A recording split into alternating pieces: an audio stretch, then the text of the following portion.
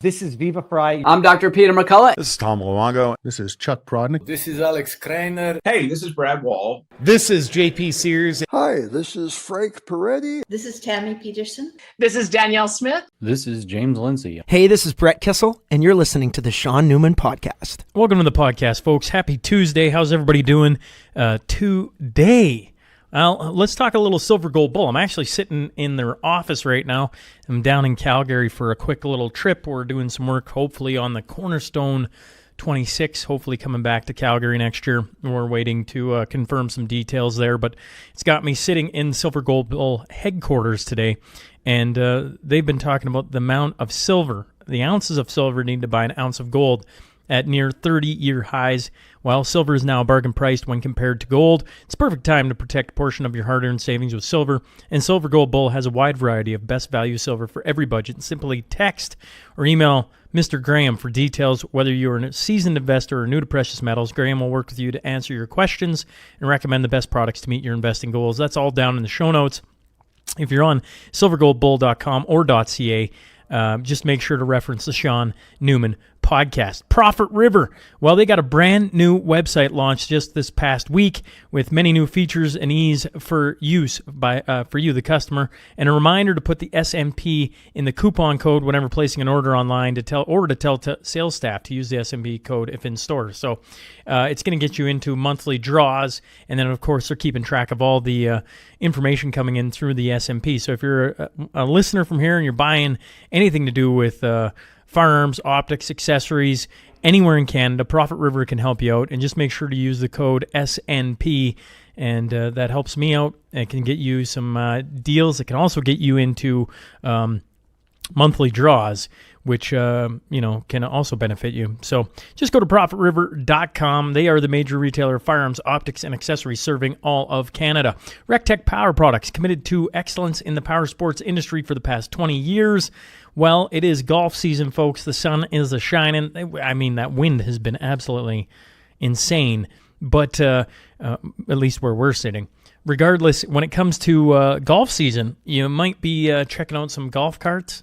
Maybe you're at the lake and you want to buzz around the lake in a golf cart. They got some wicked selection of new golf carts sitting there, among other things: quads, side-by-sides, boats, Lund fishing boats, Sea-Doo pontoon boats. So they got a whole selection. If you're in Lloydminster or coming through Lloydminster, you should really stop in and see their showroom. It's almost second to none. And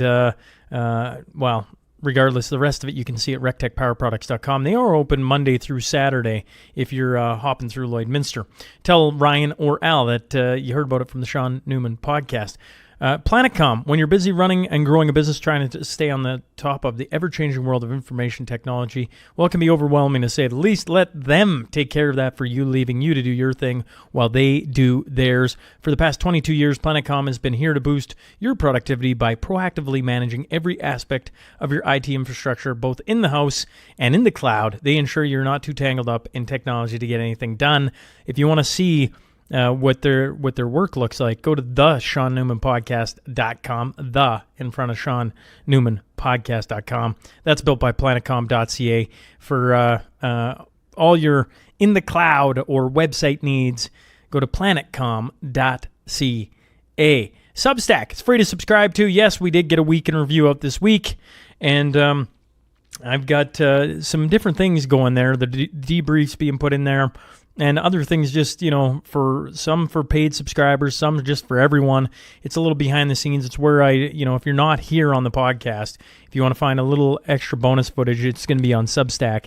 And that's just as simple as going down the show notes and clicking subscribe. It's free to subscribe to.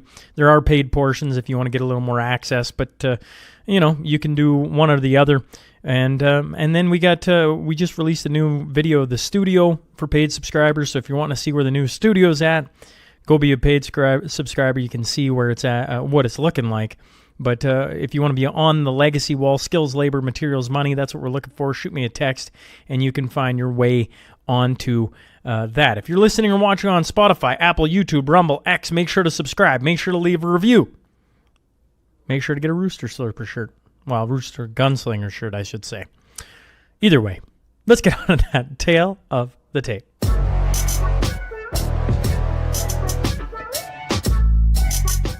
He's a former research chemist, amateur dairy goat farmer, libertarian, and economist whose work can be found on Zero Hedge and Newsmax Media. He hosts the Gold, Goats, and Guns podcast. I'm talking about Tom Luongo, so buckle up. Here we go.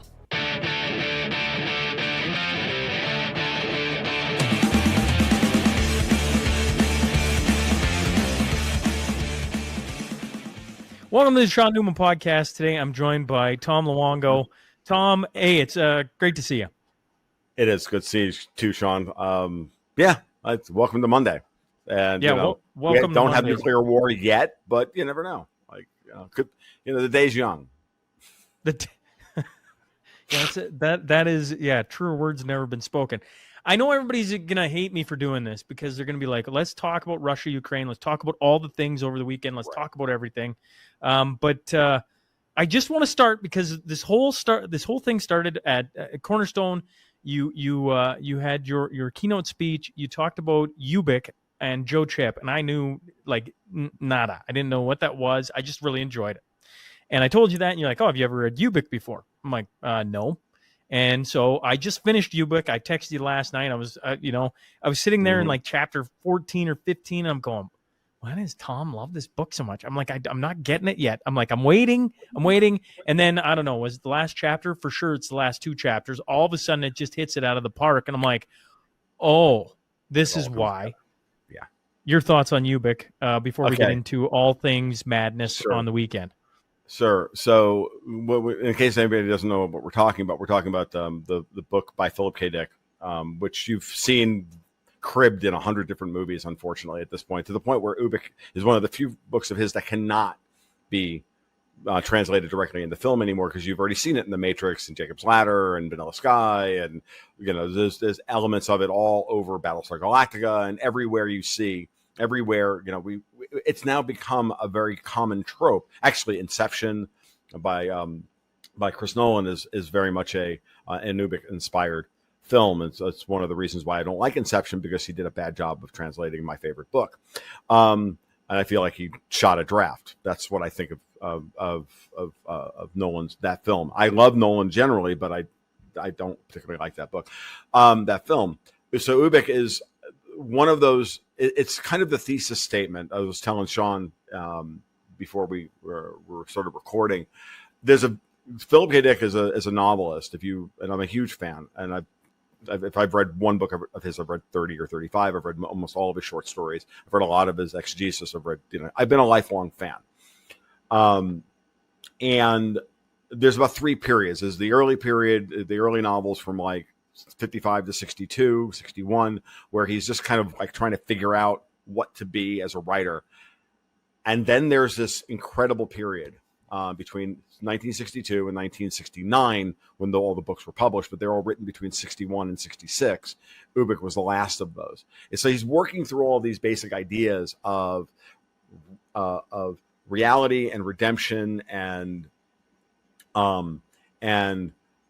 the ennui of living in a technocratic society and all of these things. And you see it repeatedly in books like Martian Time Slip and The Man in High Castle and Do Androids Dream of Electric Sheep and The 36 Modern Palmer Eldritch. And eventually we get to the thesis statement, which is Ubik, which takes all of that together, what looks like a very simple kind of book about corporate espionage and weird and telepathy, and turns it on its head into a retelling of the Tibetan Book of the Dead, which I've not read, but I know that that's what Phil's ultimate goal was because he's talked about it in those terms.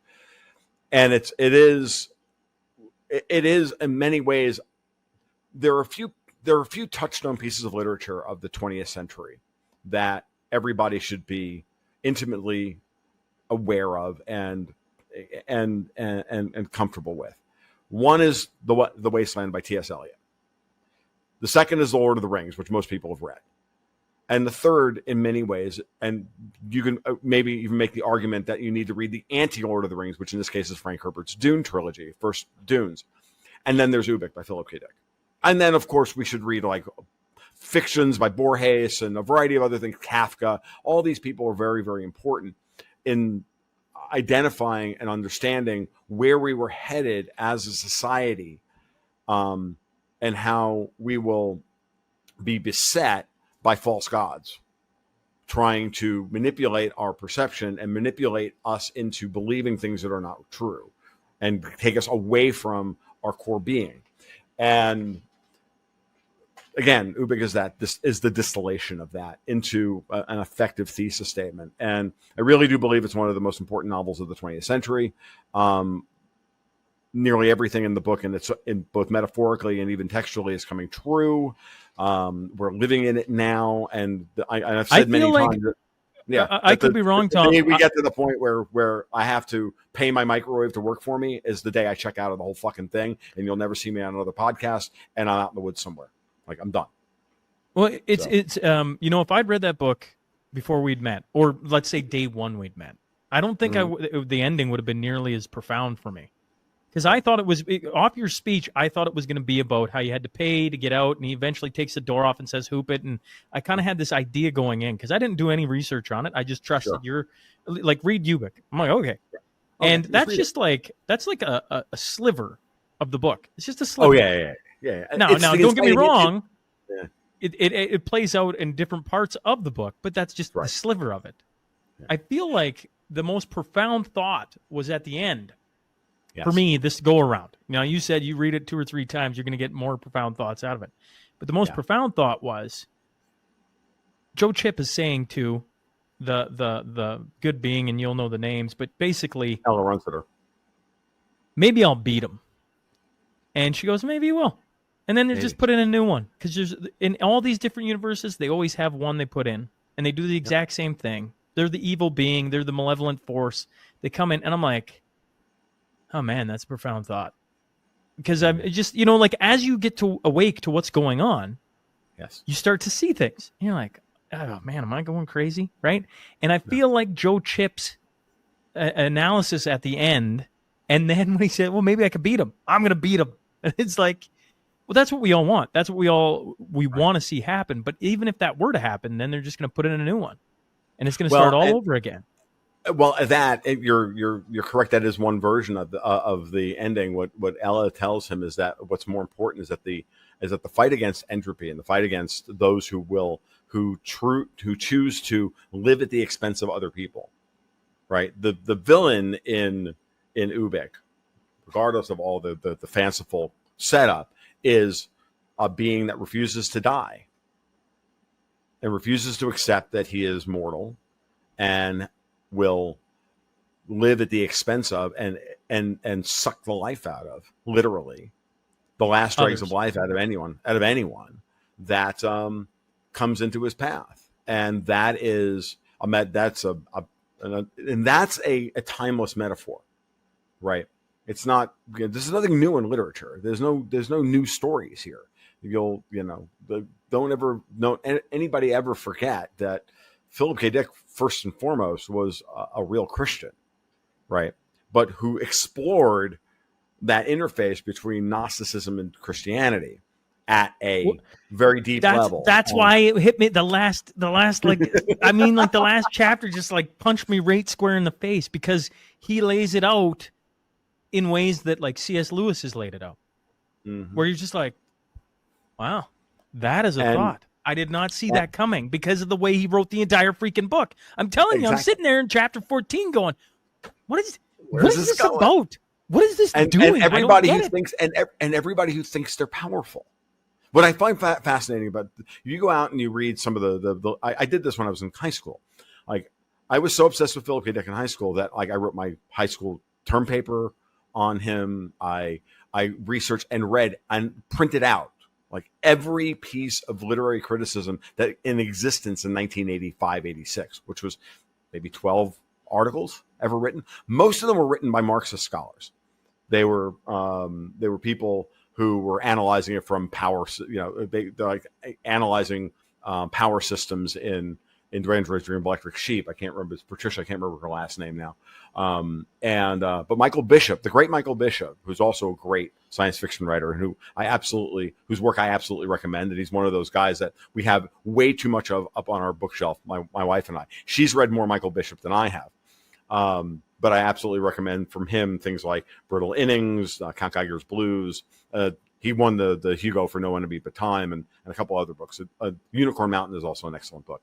But he also wrote a love letter to Philip K. Dick called The Secret Ascension. It was published in the United States as The Secret Ascension, which actually is the subtitle is Philip K. Dick is Dead Alas. Now let's queue up and kick God's ass. And it's an amazing pastiche of all the worlds of Philip K. Dick, like brought together, and all of his ideas textually, where Phil Dick, a dead Phil Dick, is the actual main character in one of the main characters in the novel. It's a brilliant piece of metafiction. I absolutely recommend. If you're a fan of Philip K. Dick, if you haven't read that book, go find a copy of it. It's out there. But Michael Bishop wrote a great article very early on called In Pursuit of Ubik. And Ubik is all about the chase. Everything in Ubik is about the chase for something and some form of meaning. And everybody's chasing a form of meaning. And so you have all these characters who think they're powerful. Like you have his boss, Glenn, you have his wife, Pat, that they all think they have real power when they don't have real power. They're pretenders. And as reality breaks down, and as and the false realities are stripped away, and everything reverts to its platonic form, which is again another aspect that's built into Ubik, the whole reality degradation mechanism, right? Is a reversion. Everything's reverting to their platonic form, right? In many ways. And so you have all these things are happening all in this little 175, 200 page little pot boiler. And it's an amazing piece of it's as dense as a piece of work as you'll ever. It's eminently readable. Like it's not theoretical in any way. It's an eminently readable corporate espionage. Looks like a piece of corporate espionage until you get to the end. And then we find out what the actual story is. And then the whole thing gets reversed. Because one of the themes of Phil Dick that he talks about explicitly, and I'll reference now, there was a speech of his that went around right after the election, or right after Trump was shot, one or the other, in that time between July and November of last year, of him talking about about track A, track B, track C. He was talking about how time is not linear, and how we choose, and these are the ideas that were the basis of my speech, a cornerstone, that we choose the realities that we want to inhabit. That speech, he lays it out that in every one of his books, what he was trying to explain to everybody is that there are an infinite number of, effectively in quantum mechanic terms, eigenstates of being. We can choose to inhabit any of them, and if we apply our will hard enough, we will eventually get there. And if anybody's watched the Amazon adaptation of The Man in High Castle, that's the end of that moment is the end of season 1, where Mr. Tagomi breaks through meditation into another reality to see a different version of the world that he lives in. And Ubik does all of that as well, with the brilliant final brilliant final scene, which is itself, from writing perspective, it's fascinating. It's not only is it a chapter, it's also an act, and it's also a massive reversal. It is in itself almost its own novel in 2 pages. And well, like I said, the last probably that. The last chapter and a half is brilliant. Mm-hmm. It's nothing short. I have to. So when I say I'm in chapter 14, folks, I'm sitting there talking to Ken Rutherford, and he's going, "Oh, what are you doing?" I'm like, "I'm listening to this book called Ubik." He's like, "Oh, should I read it?" And I'm like, it's fiction. I don't know. And I don't know exactly. I'm basically telling him, probably don't read it. And then he calls back like 2 hours later, and I'm done it. And he's like, "Oh, so how did the book finish?" I'm like, "It's profound. You should read it. You should read it." I'm like, "You're gonna have 14 chapters of like, where's this book going?" And then it's the final 2 or 3 where you're like, "Oh." You'll find with a lot of Phil's books, and some of his lesser books don't succeed as well. He explores the same ideas over and over again. There are many many a Phil Dick novel. Remember, a lot of these he wrote very, very quickly. He was in permanent write or die mode. I've talked about this when I first started writing started doing Gold, Goats, and Guns. I was like, I need to write as much as possible and seed the universe with as much of my writing as possible. There's a lot of Phil Dick's books that are like that. There are, he wrote a lot of these things when he's in write or die mode. So it was get a $750 advance on a book idea and then write it in 6 weeks and send it in to get the other $750 so he could eat. And he gives there's a wonderful speech of his where he talks about having to, shop at the Lucky Dog pet food store in order to buy horse meat in order to get through. Because being a science fiction writer in the 1950s, about the only thing worse than that, lower than that, was basically a janitor. Like it was one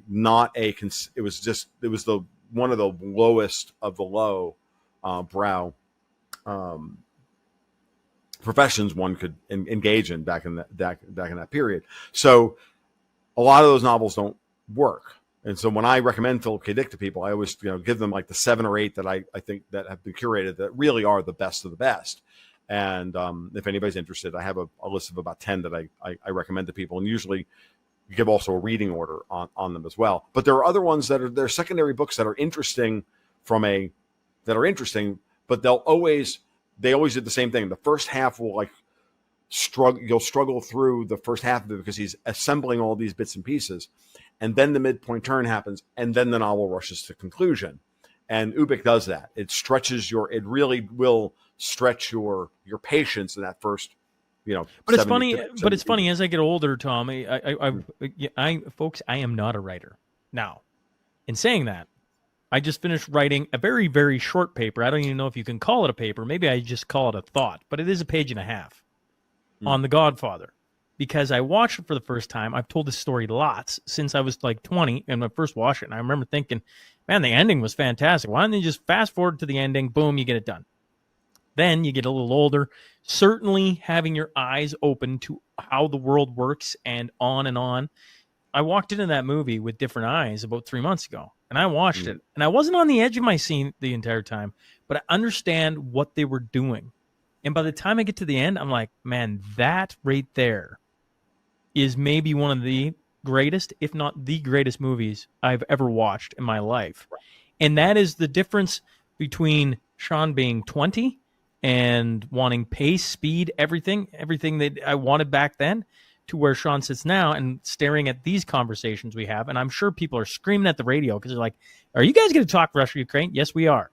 I just want to point out, when you're talking Ubik, I understood what the author was doing. I was just...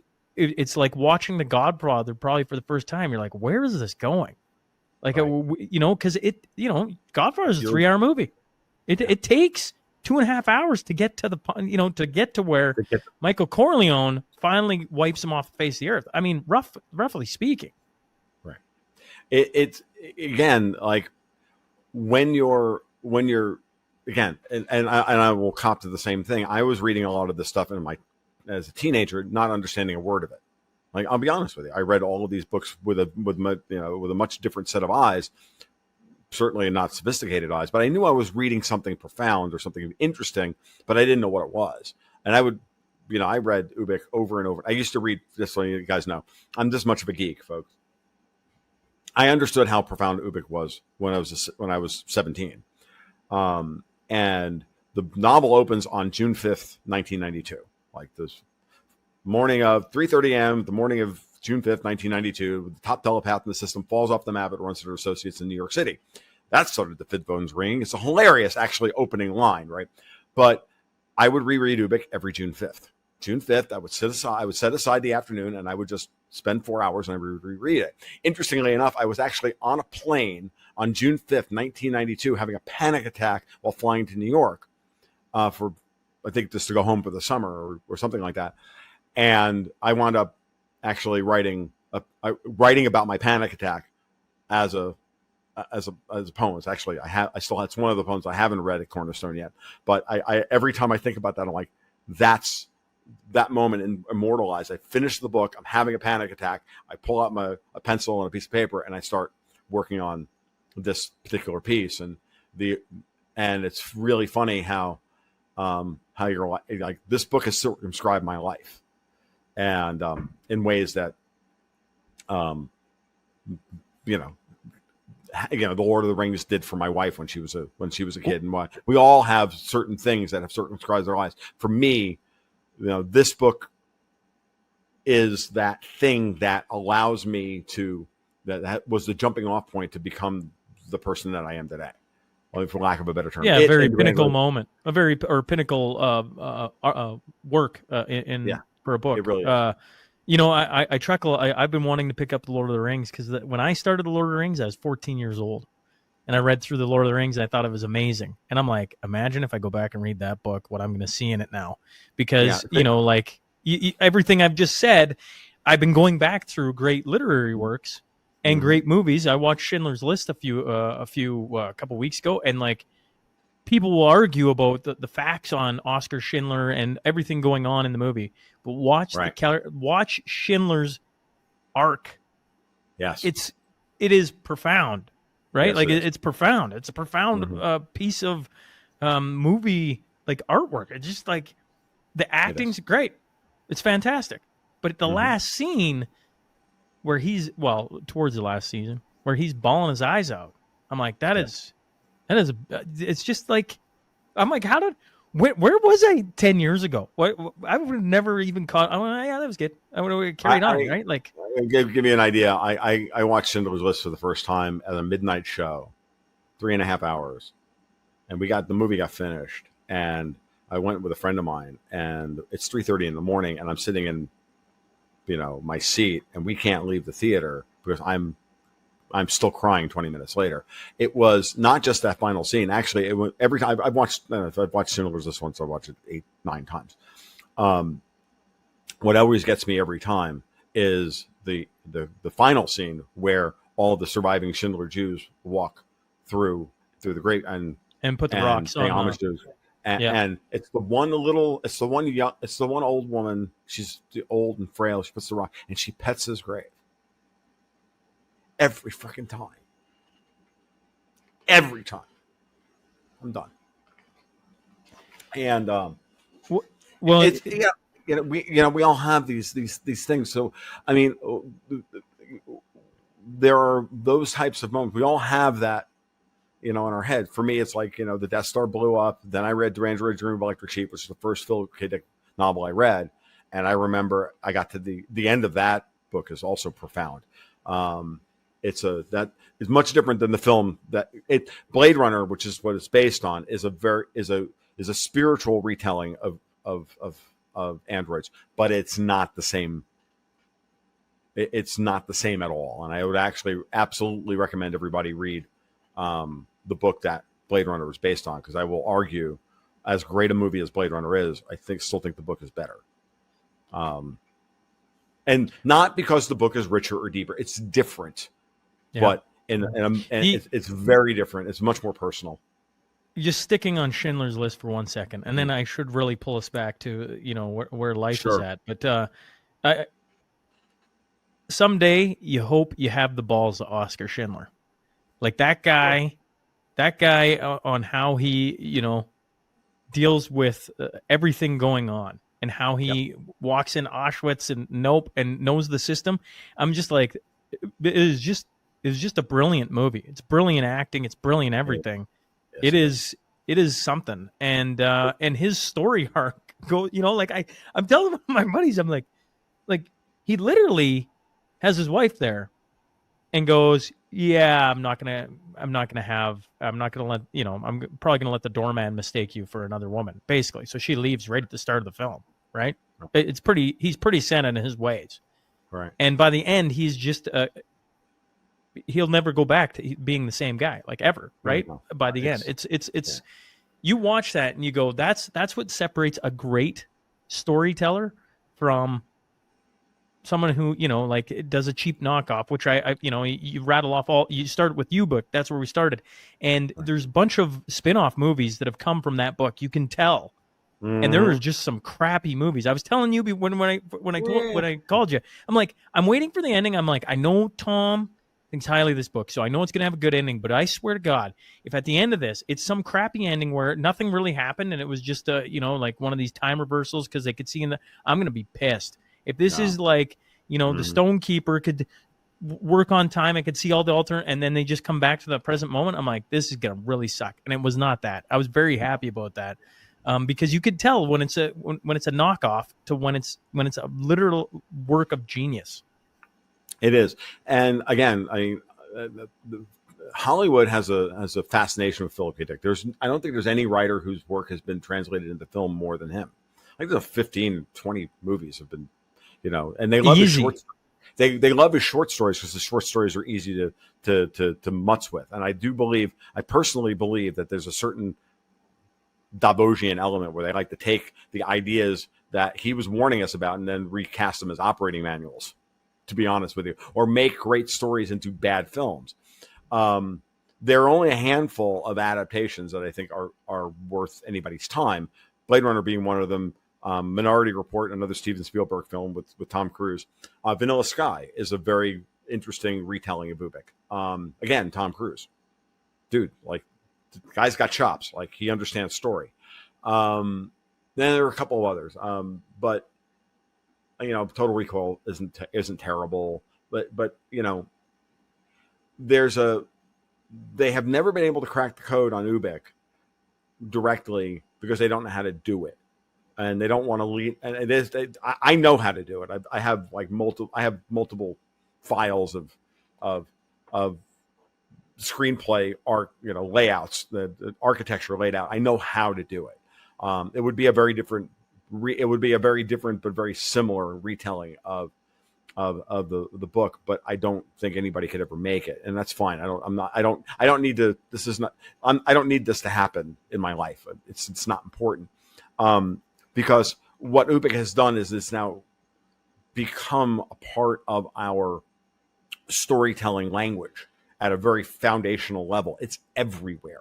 When you read Ubik, you'll look and go, oh, this is kind of cliche now. Like, no, it's cliche because everybody's done it. It's like it's like the Terminator films destroyed like half of Phil Dick's canon to be turned into film because the Terminator literally distilled like so many of these ideas into that singular moment in a film, which is fine, right? And they've tried to make some of those stories into films since then. They don't work nearly as well. Like these are based on stories like Second Variety and The Father Thing and the Variety. We can do. I can do 2 hours on Phil Dick, and we wouldn't even like scratch the surface. But it's just very interesting how it's all been subsumed into our storytelling language, which is good for a variety of reasons, because what it's done is it's taught us how to be skeptical of that which we're being told. The Truman Show, by the way, is time out of joint, by the way. Like, the Truman Show is literally time out of joint. My last thought on this before we hop to today's events, today's what's going on to the world today, is, I appreciate it because you talked Ubik on the first one. On Cornerstone, and I didn't know what Ubik is, and so I have to assume a ton of my audience has no idea what Ubik is. I just have to assume that. And you've spurred on a profound thought that I'm going to try. This is what The Godfather did, and I wrestled with The Godfather for three months roughly. It's going to come out on Substack here some point. Here I'm going to release it. I might even send it to Tom, see what his thoughts are. Mm-hmm. But I wrote out this thought off of The Godfather. I'm not a writer. I don't. But I couldn't get it. It's like every day it was sitting there, and I'm like, just got to try and get this out. So out it comes.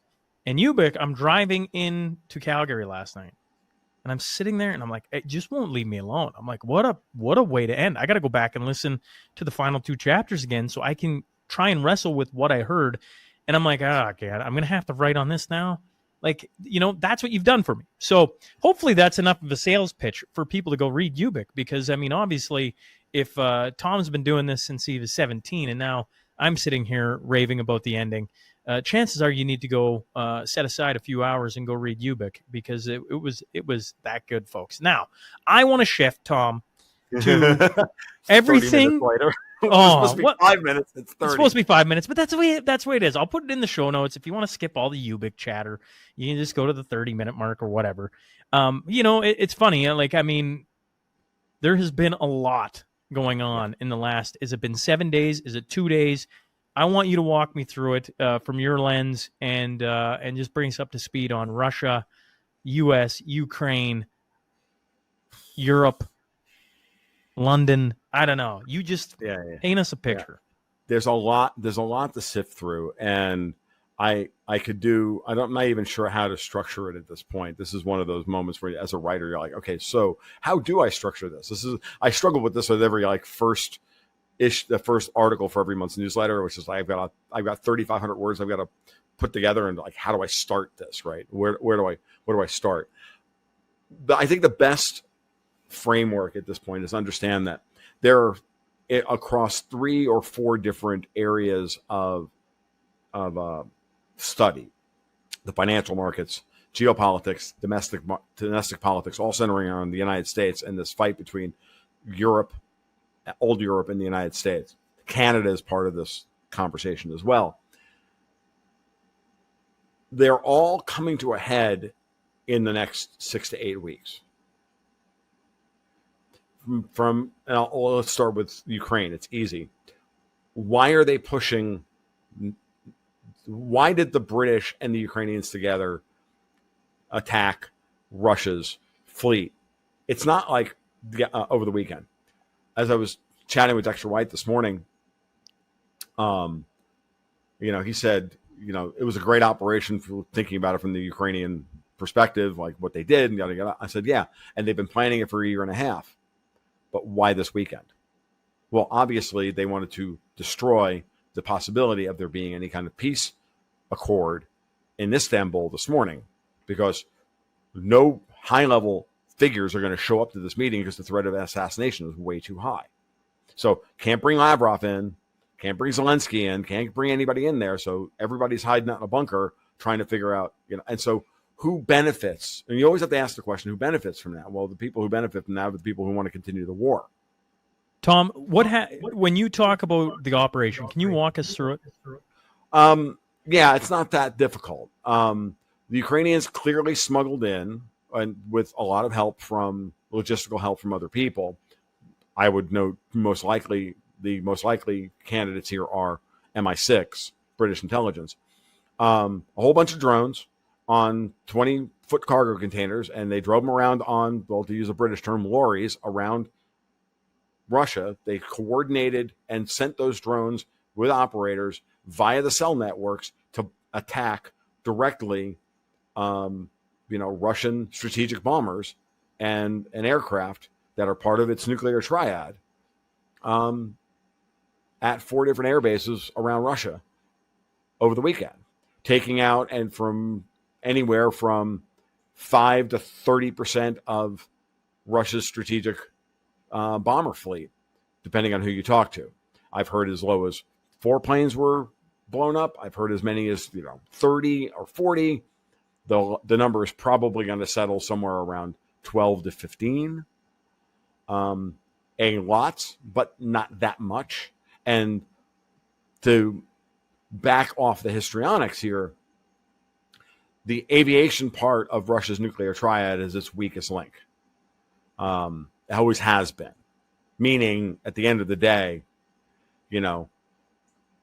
it's bad, but it could be worse. Their subs are far more important. Their ballistic missiles encampments are far more important.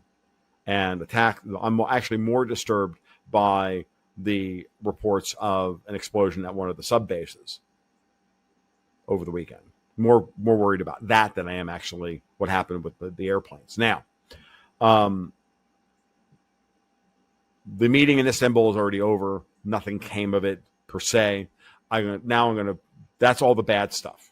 Clearly, this happens 5 days after German Chancellor Friedrich Merz comes out and says, there's no limit on what Ukraine can do with our weapons, blah, blah, blah. We're taking the gloves off. The gloves have been off. Biden signed that order, or Biden, with scare quotes, signed that order months ago. Trump didn't rescind it. because he's in negotiations, and in many ways he's in negotiations with Putin over how to get this done. And at the end of the day, I also think that it's important to realize that both Putin needs a justification to do what needs to be done, which is to wipe out the Ukrainian army properly, and for Trump to walk away from it all, because this is no longer his war.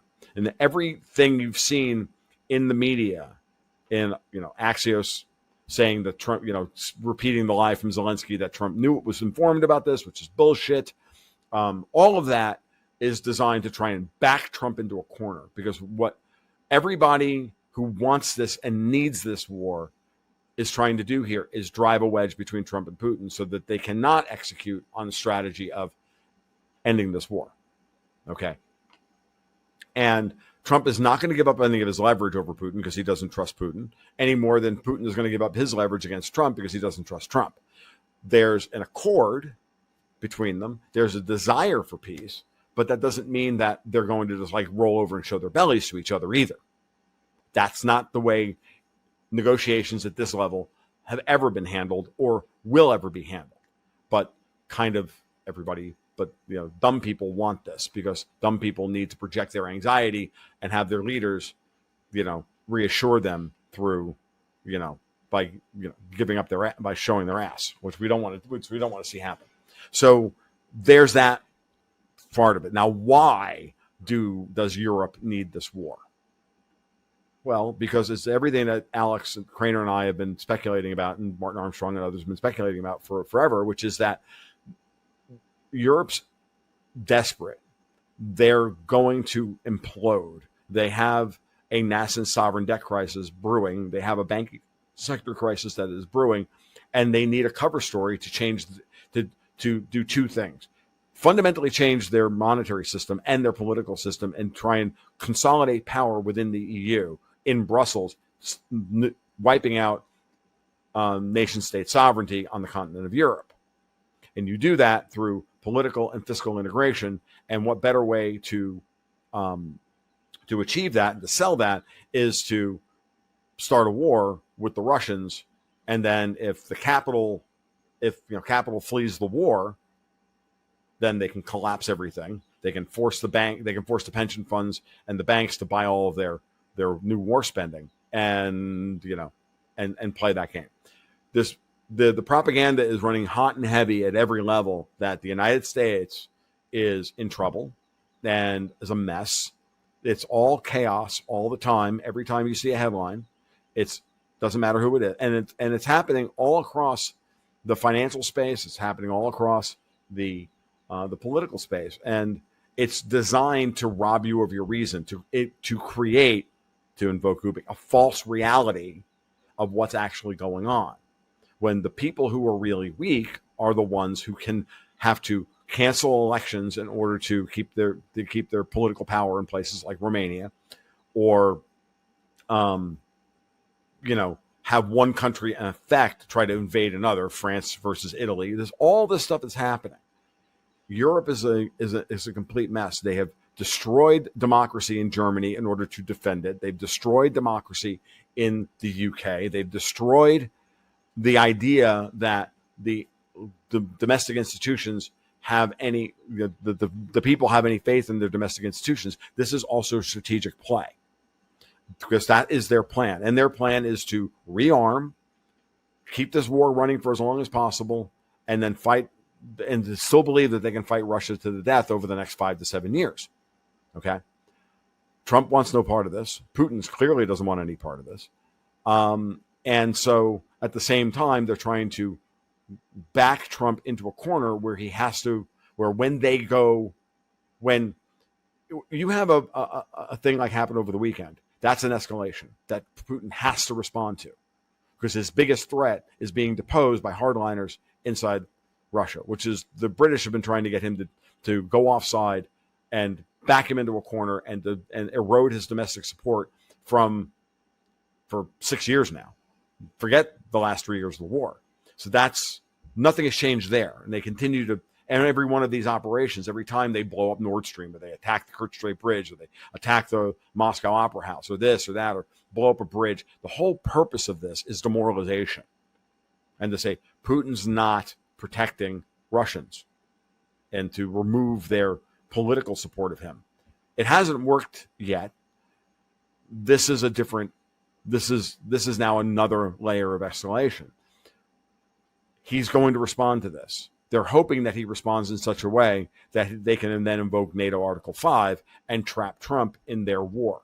Well, which is the same exact playbook that they used against the Kaiser in World War I, and it's the same exact playbook that they used against Hitler in the run-up to World War II. If you look at Putin's options, right? Like, and the way, like if I go back to when we first started talking, Tom, right? Like, I was just saying this to Rebecca Koffler. Like, I don't know Putin. I have no idea. It's not like I've hand shook him. It's not like I just watch how the world. I go back to when the Giants fight. This is a thought that you gave me. We just stay out of the way of the feet as they go back and forth. And I've been watching all these different leaders and how they react. And if you're Russia, like you've been getting hammered and hammered and hammered, and their only reaction that they can do is to hit Ukraine, because that isn't NATO, even though it is NATO, right? Like, I mean, it's this political game of, what can we actually do? So they go in and hit strategic nuclear implications, which I'm sitting here and going, that is insane, because he has justification right now in Russia to do whatever he wants. I would argue. If you're sitting, and the only thing he has to be realized, which he obviously does, is if I do this, there's no coming back, right? There's literally no coming back, because as soon as I go and take your pick, folks, that isn't Ukraine, NATO gets to go with their entire media machine and go, look, Russia bad. They just attacked us everywhere. They provoked it. It was unprovoked, sorry. And we're going to go at them hard.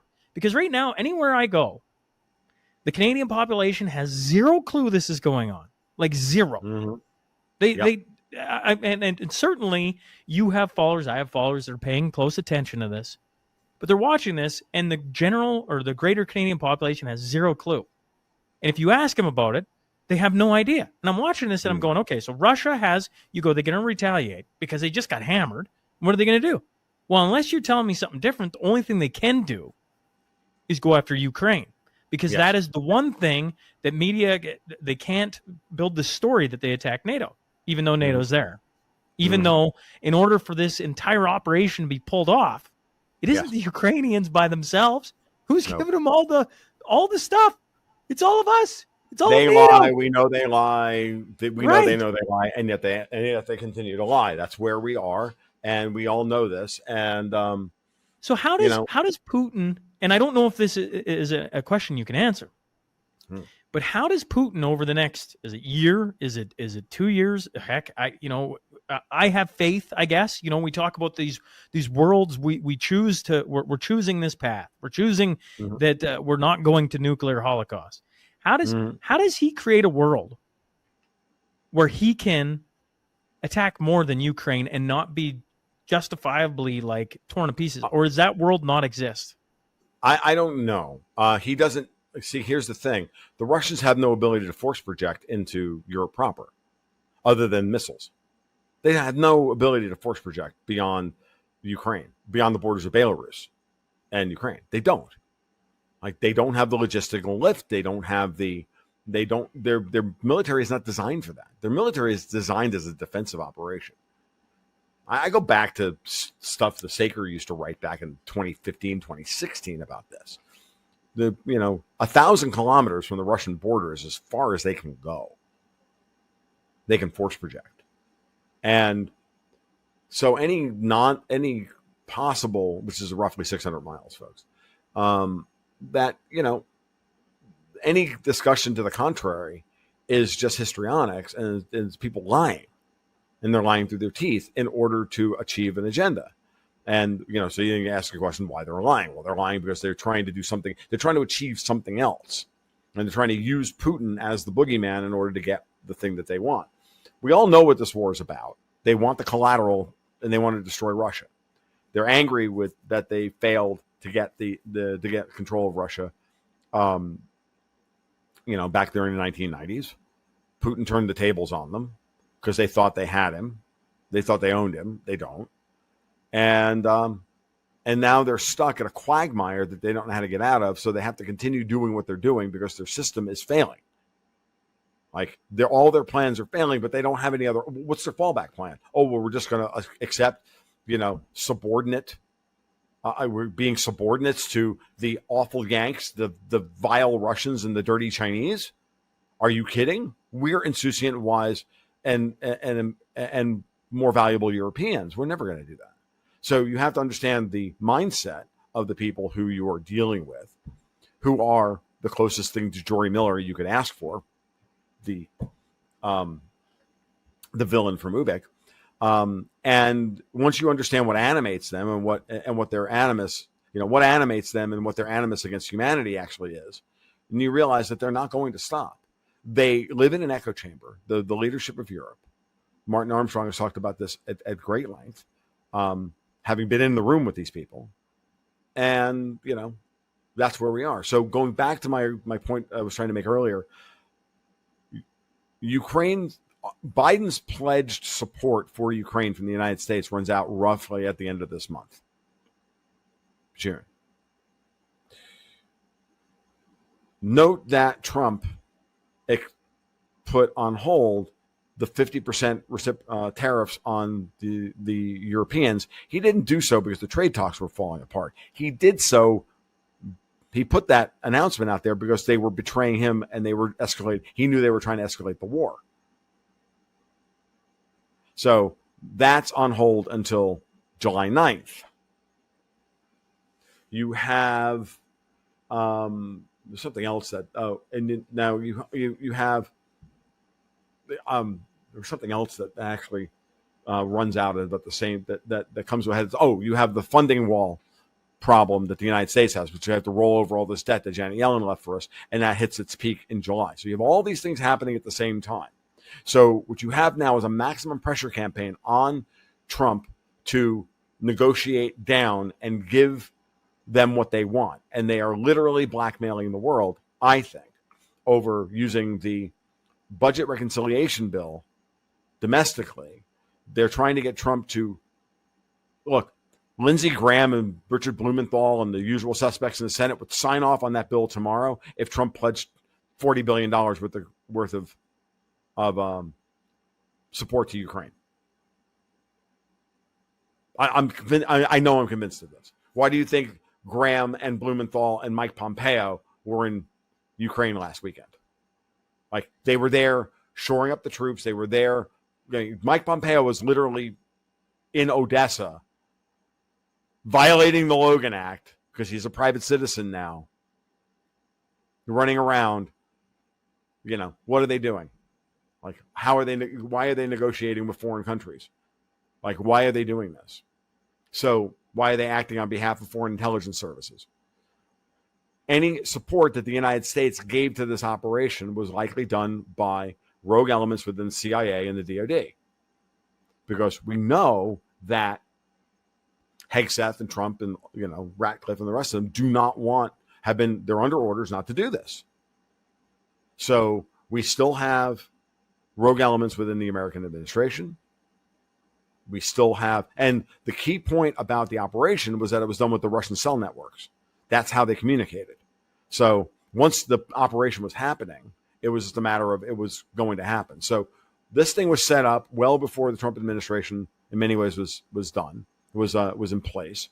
Any support that it got over the last 4 or 5 months is going to be rogue elements, and now Trump gets to be hung with it because they could have done this at any time they wanted to in the last 6 months, 9 months, but they waited until they waited to pull this card at this moment in time for this reason, for these reasons. And once you understand that, and you absolutely understand it within the context of how Trump and Putin have been dancing around, trying to give each other off ramps. Like, they had a 2-hour phone call the other day. Has anybody heard anything about it? No. Has Trump spoken in any way about what happened over the weekend? No. Why? Because he's on the phone with everybody. He's not going to give shit away at this point. You've got Marco Rubio let everybody know that he was on the phone with Sergei Lavrov, the Russian foreign minister. Good. They're still talking. They're trying to figure out how to de-escalate this thing behind the scenes, right? But this is a nasty operation. It is a nasty bit of work by the nastiest people in the world. And I find it really interesting. And something I pointed out yesterday in the market report I did for my patrons was that the German finance minister, this is a bit of good news, like counter pressure that's happening here. All these Davosian motherfuckers who want to get us involved in World War III, or basically blackmailing us with nuclear war if they don't get this, like, remain in charge of the world. That's what they're doing. They're saying we're going to steal your lives so that we can continue to live because they're vampires. Once you recognize that you're dealing with vampires, right? All of this makes so much more sense. But the German finance minister came out the other day, who's a member of the Social Democrats, the SPD. Remember, German coalition right now is the CDU, Christian Democrats, and the Social Democrats, with no third party. Kind of a classic Merkel-like what they call grand coalition. The SPD finance minister said, no, I'm not paying and sending any more Taurus missiles to Ukraine because we can't afford it. That doesn't sound like much on the surface until you understand that Gerhard Schroeder, the former SPD chancellor of Germany, who's also the CEO of the Nord Stream 2 joint venture between Gazprom and the 5 European oil majors that built Nord Stream 2, understand that he has begun moving back into the political scene in Germany to try and stop the madness. So the way I read that is that Schroeder putting pressure on the German finance minister to stop the escalation. This is point number one, because the Germans are now clearly been placed into the role of being the point men for this, so that the UK can be left to its own, can be left on the cutting room floor of who actually instigated this. So now we have Frederick Merz playing the part of the crazy German, right? Merz is coming to the White House on Thursday. What has Trump done to every foreign dignitary, foreign leader that he doesn't like? Dressed him down. He's dressed them down publicly in the White House. Everybody has gotten a struggle session.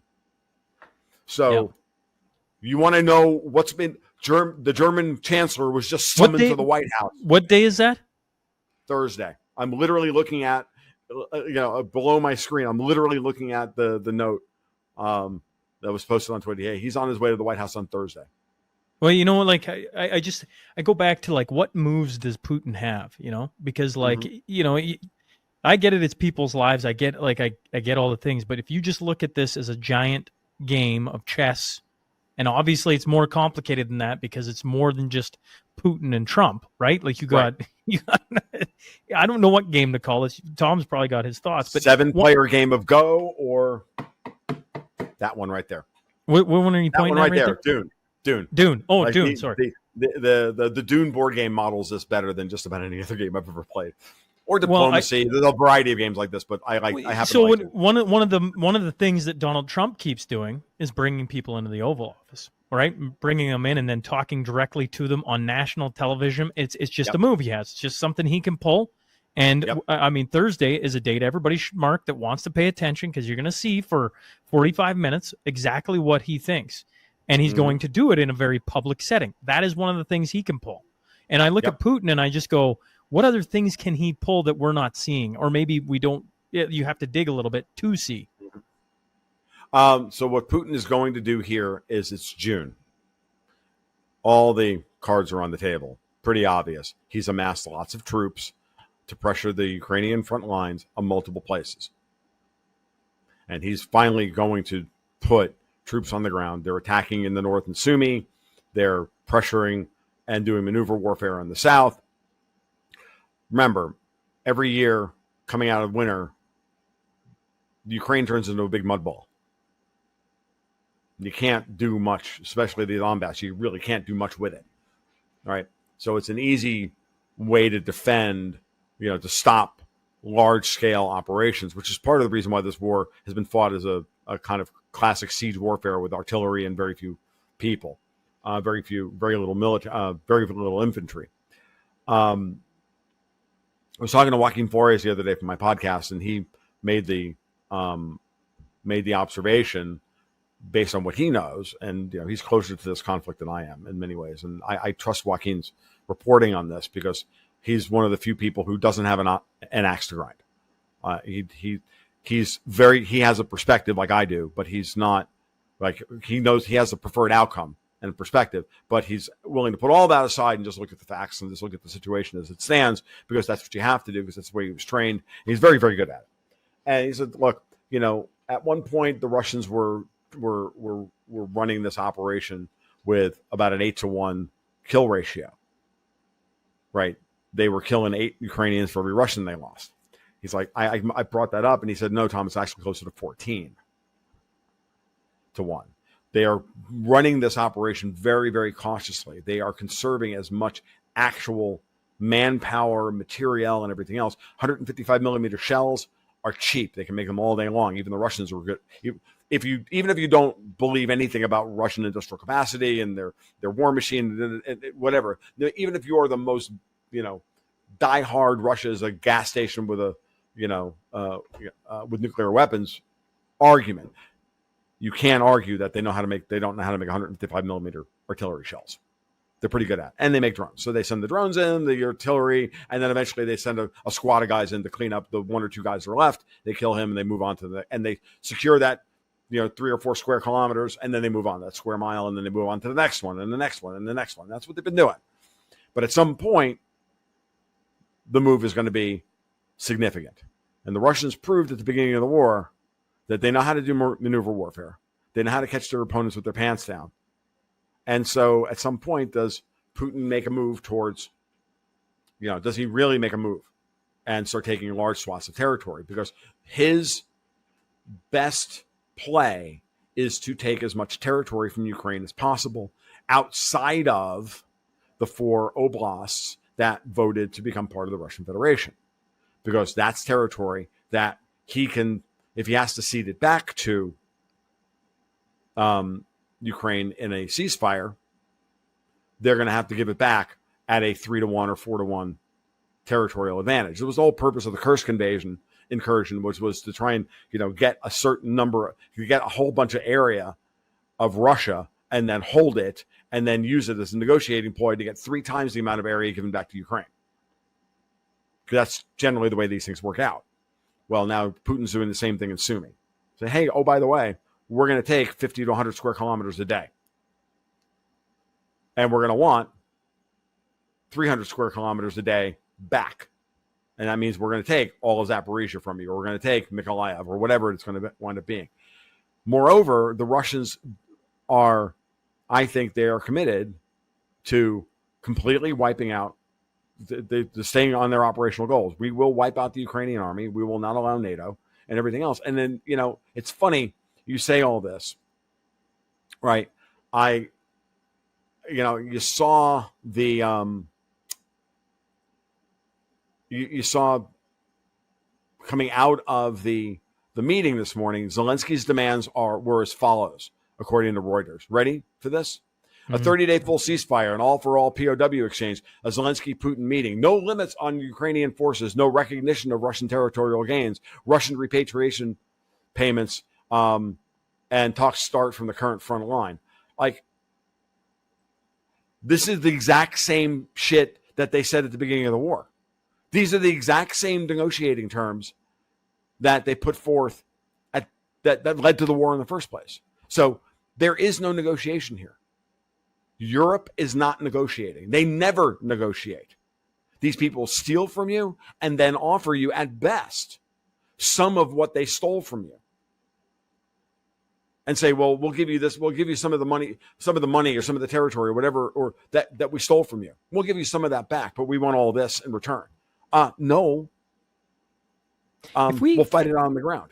So at this point, there is no indication whatsoever that there are actual negotiations going on, as long as Zelensky is and the Ukraine regime in Kiev is backed by Macron, Keir Stalin, Ursula von der Satan, Frederick Merz, all of it. Frederick Merz looks like a brain from Pinky and the Brain. I can't get it out of my head. I haven't come up with a good name for him yet, but I haven't come up with a good Trumpian name for him yet. But that's where we are. It's Pinky and the Brain and Larry. Pinky and the Brain and Larry. Exactly. Anyways. What are we going to do today? We're going to attempt to take over the world, and the way the German military is set up. That right was now, a great show. That was a great show. Yes, it was. If you play out, okay.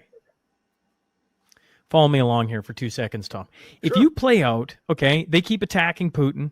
Putin's only option is to attack Ukraine because if he goes anywhere else right now, it's an attack on NATO and possibly Article 5 gets called. And I don't mean possibly in the sense that it like maybe it gets called. It's possibly countries actually come to the aid of NATO, right? Like I think that's the thing that's hard to understand right now because the populations, from what I can tell, don't want war. Right. That's the sense that I keep hearing from any country I talk to where I get to talk to somebody on the ground. They're like, yeah, nobody wants war. Nobody even thinks it's that close. Like, okay, so they attack Poland and Article 5 gets called. Do the countries actually show up in like force that matters? We can argue about that. So in the meantime, his only option is to keep taking more and more of Ukraine. Yes. If you play that out to the fullest extent, eventually he has all of Ukraine. Yeah, but I don't think he has the manpower, the material, the resources to do it. I don't think he wants rump Ukraine. Yeah, I don't think he wants the part of Ukraine that is rabidly anti-Russian. Who the hell wants to rule over people who hate you? What he wants are let's rephrase. Literally, Davos wants to rule over people who hate them. Right. Okay, so let's reframe this because a lot of the people who are out there, like your average Canadian you were talking about, still have this weird, disconnected thing. Like, well, Putin's the aggressor, therefore we should we should support Ukraine and trying to push them. Yeah, but that's not. But how? It's a big question. I was talking to a friend of mine last night. They just had Larry Johnson at they had one of their local meetings, and a couple of women stood up screaming, "We have to do this!" And Larry's very simply how? How many people in this room are willing to put their son and daughter, or their granddaughter, or grandson, or whatever into the Donbass to be blown up by Russian artillery? Because that's what you're talking about. What are you willing to do? It's all theoretical in their head. It's all an emotional response, right? And I talk to people all the time, and you see it on Twitter, these ab reactions. Well, Putin could just go the hell home if he doesn't want to lose his nuclear triad. He can just leave Ukraine. No. What you're saying is, so Putin should just give up his country because strategically that's what we're talking about, and that Russia should just roll over and cease to exist because NATO wants it this way, because you are angry with him for going first in a war that was inevitable, because you're having an emotional ab reaction to this because you have this thing in your head that's not real. So let's reframe this, shall we? So that people understand. How about we reframe this for the average Canadian or American, soccer mom who is propagandized by literally Davosian propaganda. All of the areas of Ukraine that the Russians are fighting in, this is not a war this is not an invasion. This is a liberation.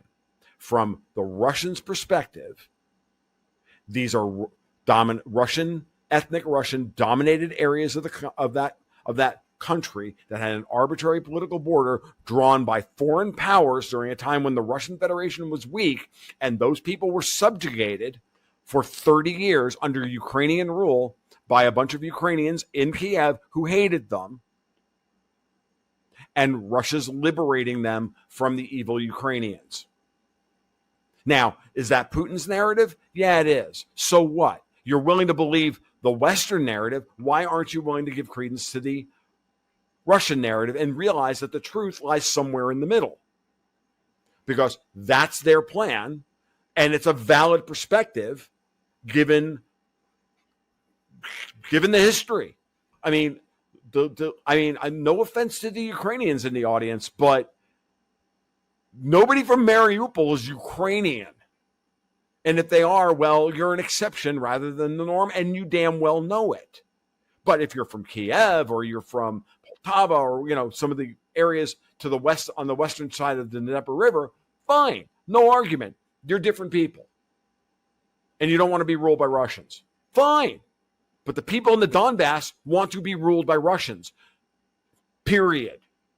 And they want to be liberated from you people. And what sticks in your craw is that you want to rule them.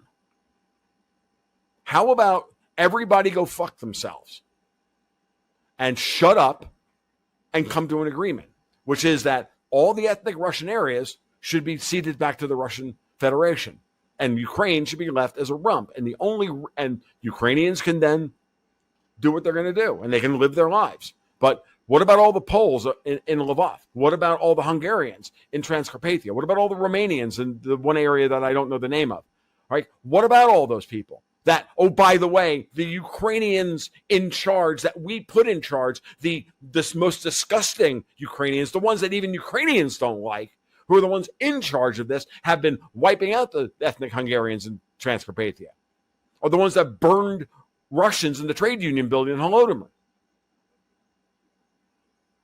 who've been persecuting Poles, who've fled the country and have now, and the Poles don't want them all gone. Like, this is insanity. And guess what? You want to support this? That's what you support? Because Putin bad? Like, how about no? So why don't you shut up? Because if you're not willing to pledge your life in sacred honor, this isn't a Skinner box where you just get to press the button and say, punish Putin. Okay? That's not the way the world works. I mean, and the grievances between Russians and Ukrainians are real. No one's arguing that the Ukrainians don't like the Russians because the Russians treated them badly during the Soviet Union or whatever. No one's arguing that. I live in the United States. I'm from the South. But I don't even really feel it in my bones because I'm second generation Italian, immigrant. I live in the South. I grew up in New York. I live in the South. And by the way, Yankees hate Southerners and Southerners hate Yankees. And the Civil War ended 150 years ago, 160 years ago. Got news for you. It's deep. It's old. It's abiding. I get it.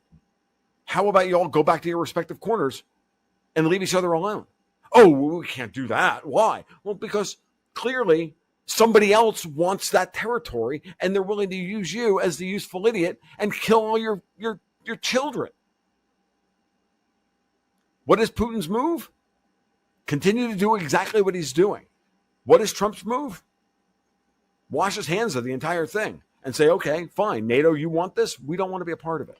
Like, if they're going to blackmail us with nuclear weapons, Trump's move is to convince the American people it's time to leave NATO. And then, well, I don't even want to get into what that means for Canada. What does that mean for Canada? Canada's a NATO member. And we're not. Yeah. And we're not under that scenario. What does that mean? That means that if Mark Carney decides he wants to import 30 million people and then turn them all into good soldiers for Davos to go fight in Russia and to destabilize the northern border of the United States, you and I talked about this. Like, it means that Trump's only move then is to invade Canada. That's 3 years down the line, obviously, but you understand what I'm like. Start playing this stuff out, and this is where you wind up. But the reality is that all this could be over in the next 6 to 8 weeks in many ways from the United States perspective. Once the United States pulls out of the whole arrangement, when/if,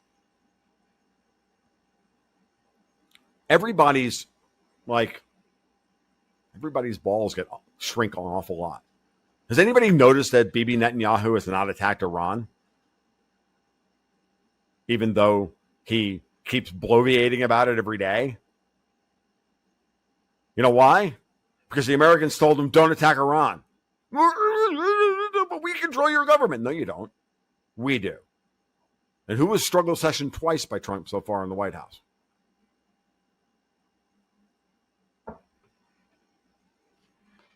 So, lots of options on the table, folks.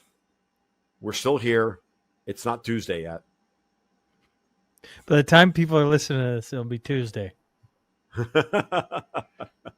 Well, let's hope we get there, right, Shaun? Ultimately. Well, I just believe in.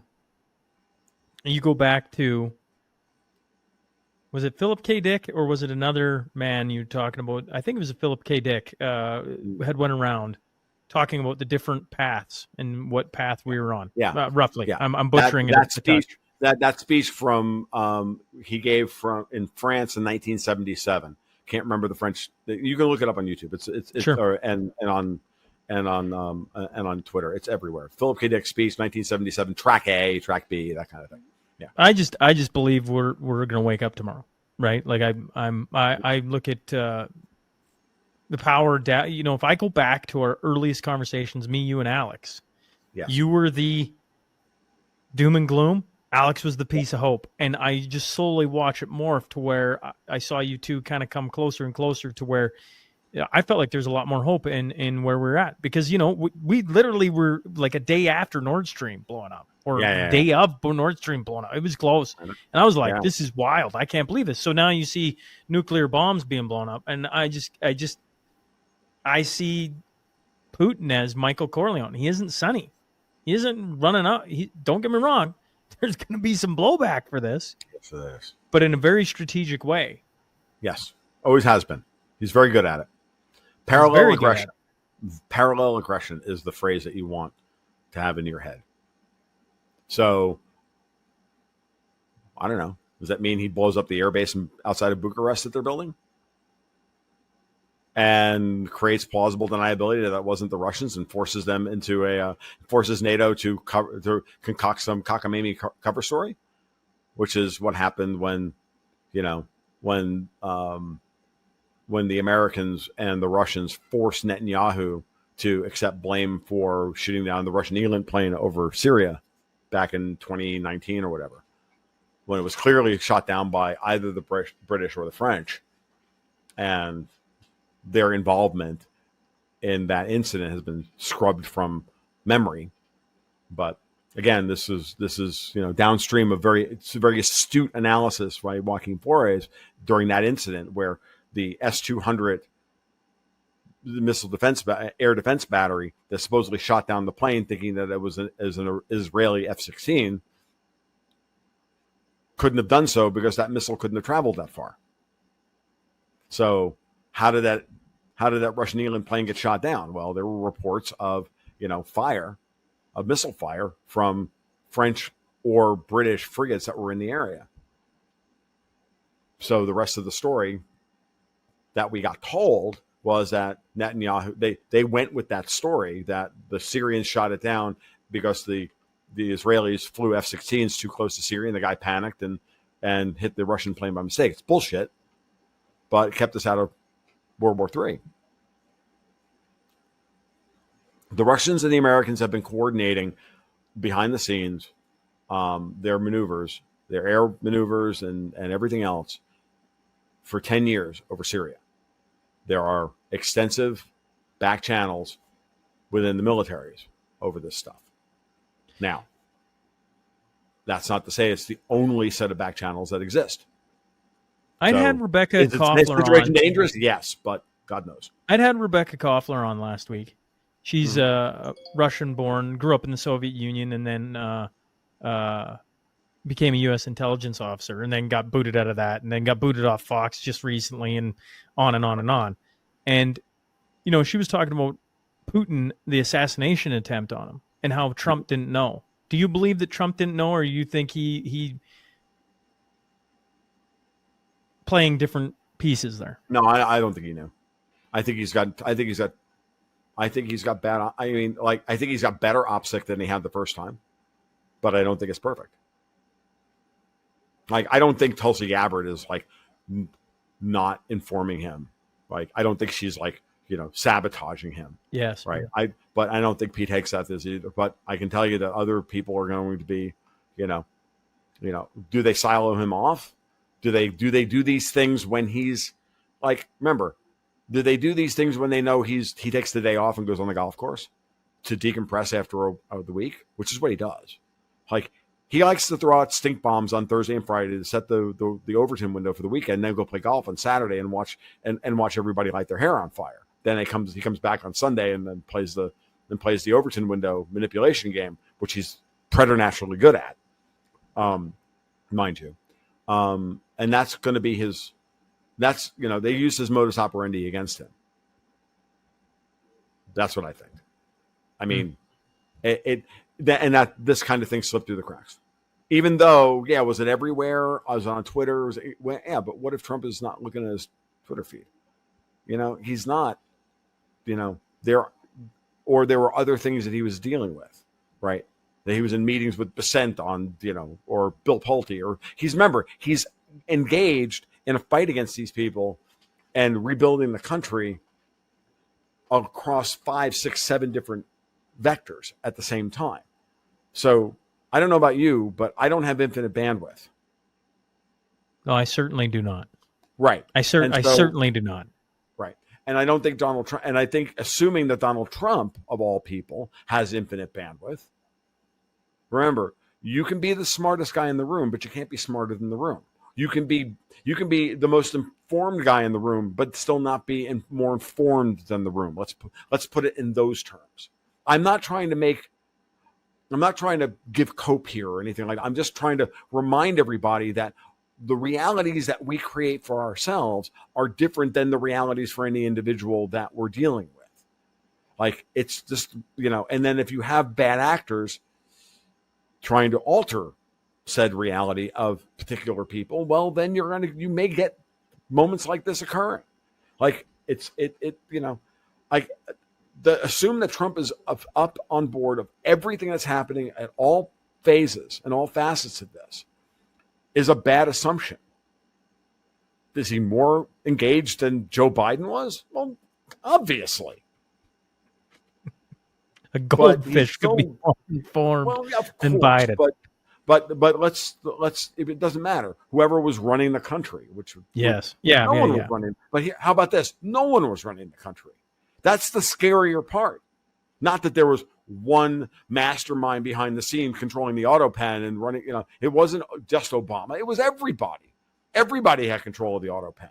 When it came to banking, it was Elizabeth Warren. When it came to foreign policy, it was this guy. When it came to this, the cabinet ran the country, and the cabinet secretaries ran the country, and Joe Biden. So, Tom, I appreciate you hopping on and doing this. And I got to get you and Alex back together. I got to get the band back together. Sure. But regardless, thanks for hopping on this morning and doing this. Thanks for the book suggestion, Ubik. If people want to take a story that is kind of out of this world and then have a profound moment at the end, Ubik is sitting there. And appreciate you talking about it at the forum and then pushing on me to read it. And, look forward to the next time we cross paths. Thank you, Shaun. What I would remind everybody is that sometimes audiobooks are great, but sometimes you really should read the work itself and have your voice read the work. I think Phil Dick works. I've tried to listen to many audiobooks of his, and I'm not crazy about the audiobook presentations. I think the book should just be read. In particular, I think you take the time to absorb them chapter by chapter. I think it's important. So that's my personal take. And thank you, Shaun, I'm glad we were able to make this work. Everybody can thank Vince Lanci for allowing me to be here this morning, so that because I pushed off recording with Vince for an hour. Thanks, so Vince. So yeah, so thanks, Vince. Thank Vince, and all that, and might as well thank somebody. So we're all still here. Isn't it great? Isn't